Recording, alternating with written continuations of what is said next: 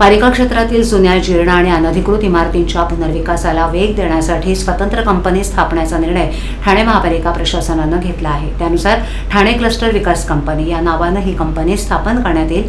या कंपनीमार्फत क्लस्टरच्या काही आराखड्यांची अंमलबजावणी केली जाणार आहे. यासंबंधीचा सविस्तर प्रस्ताव प्रशासनानं 17 ऑगस्ट रोजी होणाऱ्या सर्वसाधारण सभेपुढे मान्यतेसाठी सादर केला आहे. जुन्या, जीर्ण, अनधिकृत इमारती पावसाळ्यात कोसळण्याचे प्रकार गेले काही वर्ष घडतात. या घटनांमध्ये जीवित आणि वित्तहानी झाली आहे.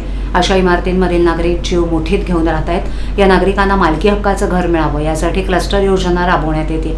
उपमुख्यमंत्री शिंदे यांची ही महत्त्वाकांक्षी योजना आहे.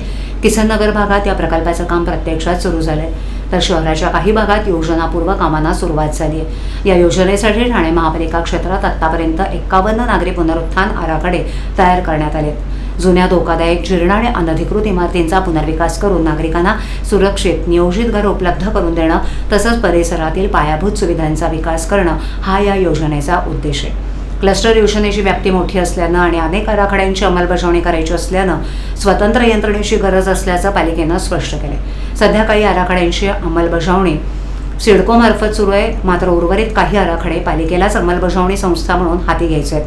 त्यासाठी पालिकेच्या नियंत्रणाखाली स्वतंत्र विशेष कार्यवाहन संस्था स्थापन करण्याचा निर्णय प्रशासनानं घेतला आहे. ठाणे क्लस्टर विकास कंपनी या नावानं ही कंपनी स्थापन करण्यात येणार असून या कंपनीमार्फत ठाणे शहरातील नागरी पुनरुत्थान अर्थात क्लस्टर योजनेच्या अंमलबजावणीला गती देण्याचं काम केलं जाणार आहे.